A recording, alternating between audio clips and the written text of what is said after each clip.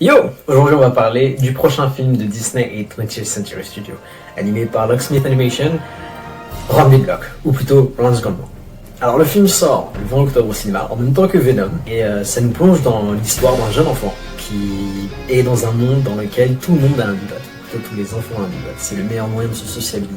Un petit peu comme si tout le monde devait avoir un iPhone aujourd'hui. Et malheureusement pour lui, c'est le seul qui n'en a pas, donc il est assez marginal dans la cour de récréation et dans la vie. Il n'a pas vraiment d'amis, il a une famille un petit peu catastrophique. Le jour de son anniversaire, son père va lui offrir un bibot qui est légèrement cabossé et donc qui est défectueux. Il dure 1h45, donc c'est un tout petit peu plus long que les films d'animation assez classiques, on va dire.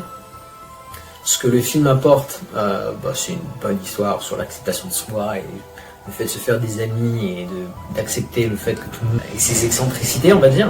Mais le film ressemble beaucoup à deux choses. À Baymax, dans Les Nouveaux Héros, ou Big Hero 6. Ensuite, la construction de l'histoire, ça fait beaucoup penser aux Mitchells contre les machines. L'animation est très sympathique.